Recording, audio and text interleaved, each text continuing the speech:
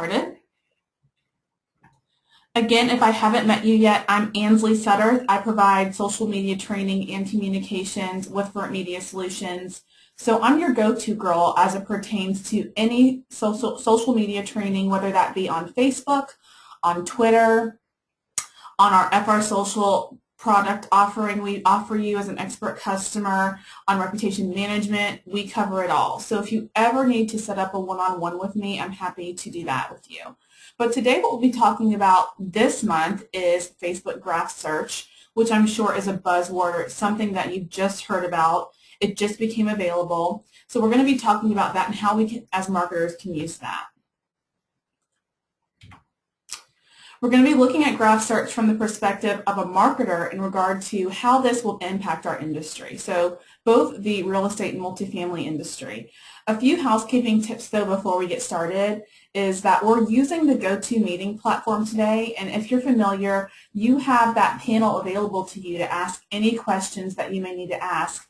So I'm happy to get to your questions toward the end of our session today, but I can see those coming in real time. So feel free to chat your question whenever it becomes convenient for you, and I will answer those toward the end. Now, if your question requires me to do a little bit of homework and research, I'm happy to follow up with you via email. So I have all that available. So the extent of today's chat, we will include an overview of how big data affects search and search behavior, which we've talked about before. I'll show you how, as of now, graph search filters user information and some of the built-in features that are available with that. And Facebook has joined with Bing to serve the purpose of an extended web search outside of Facebook. So we'll go into how Bing can work with search graph.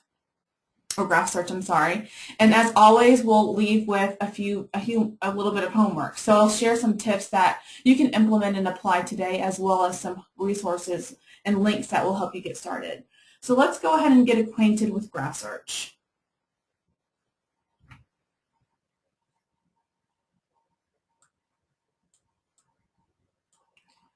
So at the end of last year, a buzz spread about a new Facebook feature causing marketers and community managers to really just get into anything from, guess it was going to be anything from a Facebook smartphone, amongst other things.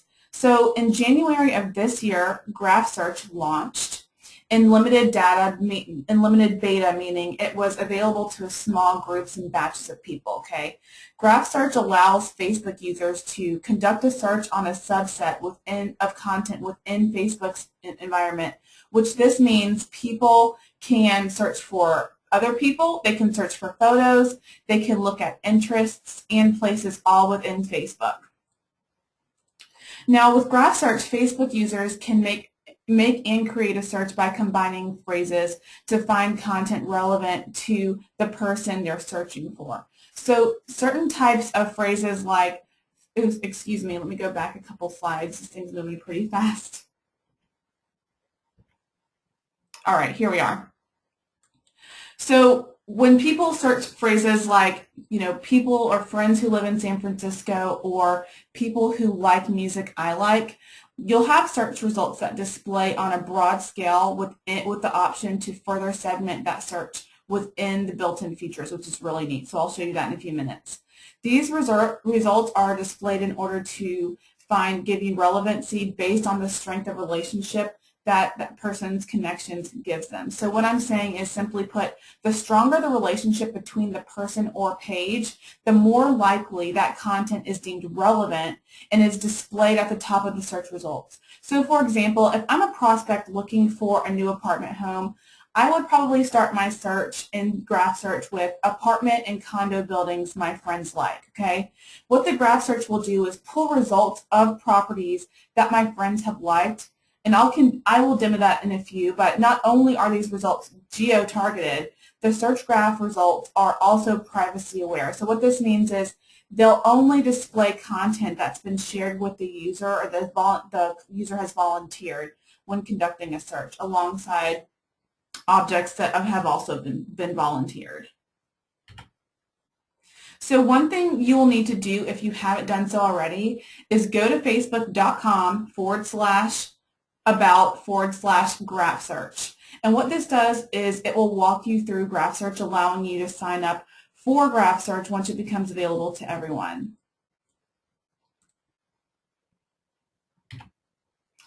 So as always, I like to show any type of video clips that will help us better wrap our minds around the subject at hand, which is obviously Graph Search today. And what this does is it just gives us a better understanding as to what Graph Search really can do for us as marketers. All eyes were on Facebook as the social network.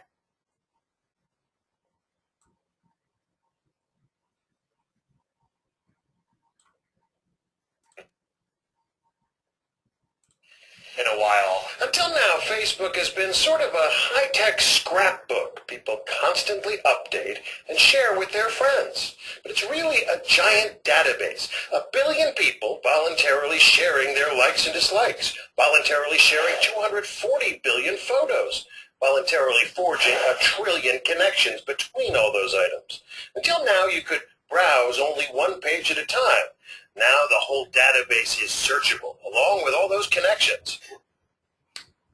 Okay, so after watching that, it's probably more clear that this is going to impact the way we search for leads and talk about things on Facebook, whether they be topics, people, places, or things. So what this is going to help us do is figure out using big data how this affects our search conditions, our search behaviors, and how we make purchase decisions. So we've talked about big data in various sessions and previous sessions, and we've talked about how it'll drive and optimize our decisions, right? And if you're not familiar, according to Search Business Analytics, big data analytics is the process of examining large amounts of data of a variety of types to uncover hidden patterns, unknown correlations, and other useful information. And information such that can provide competitive advantages over rival organizations. So for us in the multifamily and real estate industry, it would be competing properties, for example, and a result in business benefits, such as more effective marketing and increased revenue. So big data is really big for us. It's definitely something that we couldn't do without in our industry. So multifamily marketers use big data. It'll help us better predict prospect behavior, essentially. Now, over 2.7 zettabytes, try to wrap your mind around that, of digital data exists today, and the International Data Corporation estimates that by 2020, business transactions on the internet will reach $450 billion per day because of big data. Now, that's an astounding number, but just consider that close to 1 million websites have integrated with Facebook, and there are 575 likes and 81 comments made by Instagram users every second, which we know now Instagram was acquired by Facebook. So those are just 2 social networks out of the plethora of social networks out there. So hitting that mark by 2020 doesn't really seem that unreachable after all, right? Now, to wrap your head around the fusion of big data and how it interacts with Graph Search, kind of think of big data as the whole and Graph Search as the part. What Graph Search does is it uses big data to scrape what's relevant to you and your connections, giving you that customized search experience. Now, this is great because if you look at the influx of social media data we're bombarded with on the daily basis, it's hard to work through those layers, just all that noise and all that clutter. There's so much. And this is great because you can use big data through Graph Search to read into your consumer behaviors. What Graph Search does with all of this data inside Facebook's bank of information is it separates it to create a search experience based on social. So it's based on the people, places, and things we've liked, places we've checked into, and content we've shared and commented on. And this is all volunteered information over years of when we started using Facebook. So this means no one search is the same, because if it's socially based, that means it's taking all of our data we've volunteered. That means it's taking all of the data we've volunteered and it's going to use that to customize our search. So the results that populate for one person who types in the same exact search phrase as the next person, both people will have a different set of results because Facebook is basing the search on those levels of connection rather than the search first. So let's look into how Graph Search makes information user-friendly with filters. As we discussed, Graph Search accesses what is basically a personal big data. So it's a search engine based on your data and your network data. This is information you volunteered again over the years since the first day you joined Facebook. This brings us to ask the question, is Facebook out there to compete with Google, which might be the first thing you might be asking? Well, not exactly. Facebook's graph search is, again, based on social connections, whereas Google is a powerhouse of general information. Graph search differentiates from Google in the fact that it's taken data and has built in a preference engine based off of our information, which takes the relationship between search and social to a whole new level. So these filters can help us both in the multifamily and real estate industry. This is an example we found from an article on Inman, and I'll share this link with you at the end of the presentation. But the query was typed in, if you can see it, friends of my friends who live in San Diego, California, and who are female real estate agents and who like spirituality. So that's a pretty meticulous search. It's pretty segmented, and that was a search that was entered into Graph Search. So what happened is that it resulted in 5 results that met all of those criteria. So what Facebook has the ability to do is, due to the level of connectivity the person searching for has with people showed in the search results. So what this means is these are 5 people that meet all that criteria. For obvious reasons, the ability to target and filter is really appealing in terms of crowdsourcing for marketers, and it's as equally appealing for people needing approval from their peers when it comes to purchase decisions. So this is something that is going to be appealing to both us as marketers as well as prospects out there who are looking to find a place to live, looking to purchase something, needing their peers' opinion on something. This is all going to be great for everyone. So as you can see, Google returns search results with just one, and this search was done in Google, obviously you can see, and what the results returned were minimal compared to what Graph Search returned. So we see here that it resulted with just one of the searchers' G+ connections, and one of the G+ connections isn't even in her circles.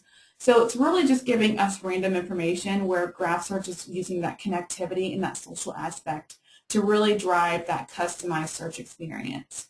And Graph Search places the variable of social connection over search, whereas Google places search over social. So it really just depends on what your objective is. Both serve great purposes. We always try to say that whenever you're plugging content out there, to make sure you're using SEO, search terms and keywords, to help drive those Google results. And that is ever more important today. But with Graph Search, that's just going to take that to another level and implement that social aspect. So now what I'm going to do is do a quick demo as how you can use Graph Search once you receive access. So what I'm going to do now is get out of this deck, and we're going to go straight into Facebook.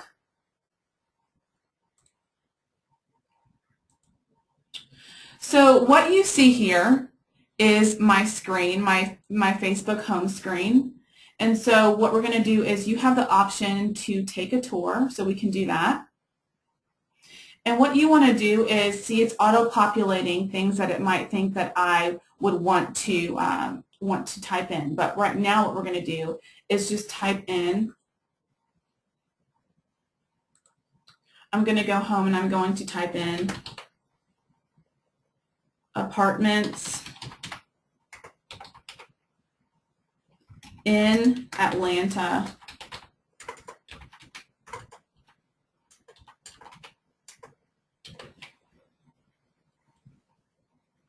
my friends like. Okay. So you see here that it's giving us these results of all of these apartment communities that my friends like. More than likely they're residents. I know all of these people are residents of these properties. So what is really cool is it's showing us these properties. It's giving us all this information so you can check in to the address. You can see which of my friends has liked the property. When you hover over that property, you can see the person. So it's very social, very interactive. Gives you that opportunity to like that page right then and there, giving your page more likes. And then you can even further explore here. So it's telling you that when you hover over this property, it's going to show you on this map given by Bing. It's going to show you where that property is exactly on the map. And then even more so, you can filter, which is really neat. So you can actually filter by place type, which we're going to keep it at apartment and condo buildings. You can click this and see who it's liked by, meaning your friends, or you can click other and type in a name. You can even add names, so it's letting you give all this extra pieces of data to better segment and filter your search. You can also filter by different cities, so if I want to change my city or remove my city altogether, you can do that. You can also click visited by, and this is just your core group of friends that more than likely you would choose. So this is all of my family. So again, it will be different for each person conducting a search. I, for example, am from Atlanta, Georgia, so more of my friends will have lived and liked properties in Atlanta. But that's not to say that you can't type a different city and come up with a different set of search results. Again, it's not apples to apples, it's apples to oranges, because what we're seeing is this social component of people conducting searches that Facebook is finding search results based on their user experience, based on their connectivity. Another cool thing is if you go down, you'll see extend the search, which is that offer that Bing is allowing you to take your search out of Facebook and actually go into Bing's search engine, which I'll explain in a little bit. But if you like to extend your search, you can also choose these options as well. So that's just kind of a little walkthrough of how you can use graph search, how a prospect would probably use graph search to conduct a search of an apartment community that they may be a potential resident of one day. So what we're going to do is get back into the deck here.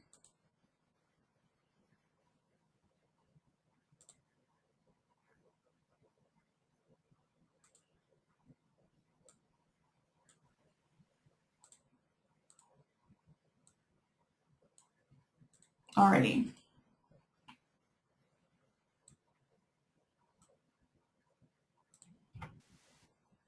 And next what we're going to do is talk about that relationship with Bing and Facebook. So it's that partnership that's integrated with Graph Search. Now this quote is a testament as to why social search is so important. So in a recent interview, Bing director Stephen Weitz said, we've been saying people are first-class objects on the web, and more important than any page we could show you. This is the first time that anyone has considered people as a critical part to search, which is really important, because if people aren't implemented into the search, it's going to be that robotic return of results, right, that everyone gets.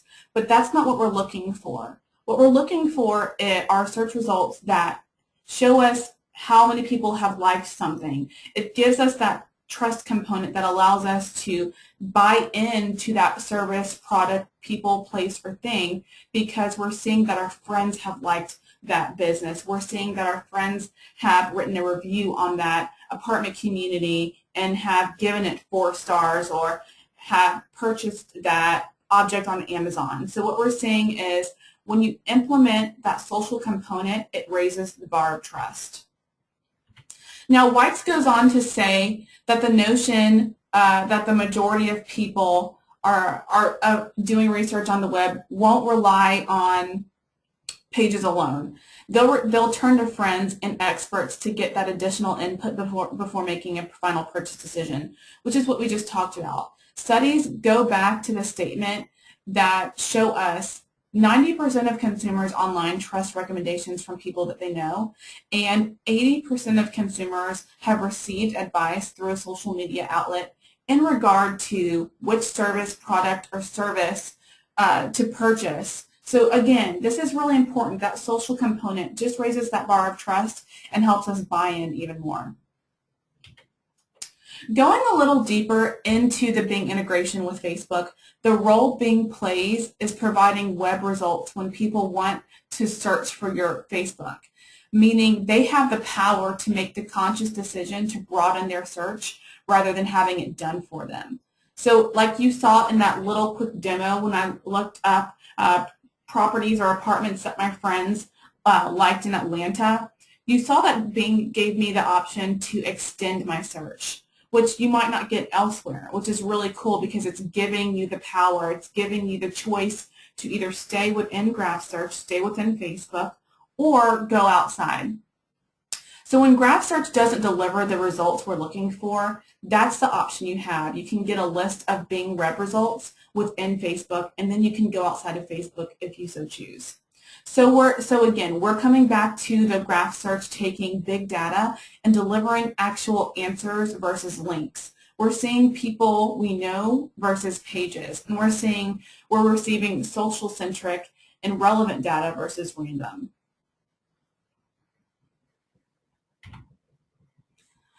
So as Graph Search becomes more available to everyone, user adoption will start to pick up and residents and prospects will begin to warm up, which means this is your time as a marketer to be using this information to get ahead and get ahead of the game. What this does will help you use Graph Search for your business. And the first thing you need to do is sign up on that waiting list if you can't get in. I'm not quite sure if there's an algorithm as to how Facebook is letting people into Graph Search, but it's definitely not difficult. You just get on that link. I'll share it with you in a little bit. But these are just some screenshots that I found on Twitter that just kind of helps me and helps us look at the sentiment of user adoption. So we see people that are still on the waiting list here, and they're not really going to blink their eye until they see what all the fuss is about.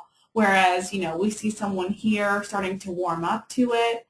Then you start to see people really loving Graph Search, how you can search for pretty much anything. And then, again, this is someone who's a sole believer of Graph Search, and it's helping them. So definitely see if this is something you can use in your social strategy. So we have some tips as far as what you can do today regarding Graph Search. So first, what you want to do is establish a search-friendly brand name if you haven't done so already. What this means is you can go to your admin panel. You can navigate to the Edit Page drop-down. What you'll do next is select the first option, which is Update Info. And then you'll scroll to the middle of your page to the section that says Name. And then you'll want to make sure that the name that you see is the name that you want everyone on Facebook to see, because that will be the name that displays. Next, what you'll want to do is plug in information where applicable and include keyword-rich tags that are similar to what someone would type in when using Graph Search. What this will do is increase the likelihood of appearing in your results or in the results of a prospect. And your About section is a must. You definitely need to make sure that all of your information and data is in there, because it's going to take that into consideration as well. Third, what you'll want to do is create a vanity URL. It's super easy. You just go to facebook.com/username, and that's one word, no spaces, and it'll walk you through those super easy tips to create a vanity URL. And fourth, you'll want to share strategically and publish posts often. Remember back in January when Erica and I talked about using visual social media to tell your story. It's going to be all the more important to do so now in order to engage your audience. Also keep in mind that you can use the FR Social Post and Link dashboard to help you push out that content. If you need to push out content in advance, you can use our system to do so. And then this is just a helpful infographic I found by Olivia. If you're familiar with South by Southwest in Austin, Texas, it was this past week, and there was a panel discussion on graph search, and this was shared during that. I found it on Twitter. And so what you can see is when you want to gain sentiment and you want to know how you can use one of the newest, social technologies out there, I always go to Twitter because people are always talking about it, especially during big events like South by Southwest, which is like the biggest one to all the techie nerds out there. So what you'll want to do is just go to Twitter, just type in your search bar, and I've stumbled upon this jewel, which you will probably see because it's definitely been promoted. So this is something I will share the link to toward the end as well.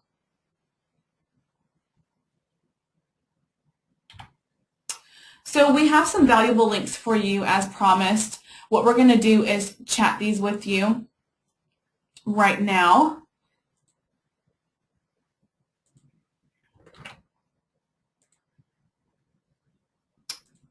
Okay, so what these are just links that will help shed light on articles we've shared. So we have a link to Your Solutions that talks about graph search. We have an article as to how graph search will change the real estate and multifamily industries and how it will improve and help us. We also have a link to 5 tips to make the most out of graph search. And right now, graph search is one of the hot buzzwords out there. What we're seeing is that we don't know all that much about graph search, but what we can do is definitely learn as far as what we have available to us, because overall, graph search is still in its early stages of development. Facebook is more than likely going to use the user feedback via all of the chatter that's gone on Twitter, on Facebook, anywhere, and it's going to take all that information and tweak graph search accordingly. So this might open the door to more social searches even more than it is now. What we do know right now, as new information rolls out, I'm happy to pass it on to you via our Your Solutions blog, which you can visit by going to www.yoursolutions.forrent.com. And what we always like to do is share the most updated information regarding topics like this. We'll plug those on our blog, so make sure you frequent that. But again, graph search is still in the newer stages. We're just finding out about it. Many people don't have it available to them yet. They haven't joined the waiting list, and they're still waiting. So I'm not quite sure as to when graph search will become available for everyone, but what we do know is that it's great for marketers. It's also great for people on the other side, like prospects who are looking for a place to live. Again, they're going to be using that peer-reviewed, peer opinionated type search where they're going to type in apartments in so-and-so city that my friends have liked, because that's really where it's going to start. So keep that in mind. Apply all of the links that we're sharing with you now. Use those tips, and we will definitely keep you posted as to the newest rollouts with graph search. So what we're going to do now is we're going to wrap things up here, and I'm happy to take any questions that you may have. If you don't have any questions, you're free to go. I appreciate your time. This was a pretty short session just because we're still learning about graph search. So we might have another session that is a graph search 2.0 where we share the newest tweaks and rollouts within graph search. What I will do is, going forward, I will post this PowerPoint on the SlideShare account. So you will be getting a follow-up email, and in that follow-up email, you'll get all of the links that I shared today. You'll get the recording of this webinar, and you will get the link to the SlideShare account where you can pull that PowerPoint. So that way you can get all of that information that we've shared today. But on behalf of ForRent Media Solutions, I appreciate your time. This was a really quick session, so you have the rest of the hour to do whatever you might need to do, and I look forward to seeing you next month. Have a good day, everyone.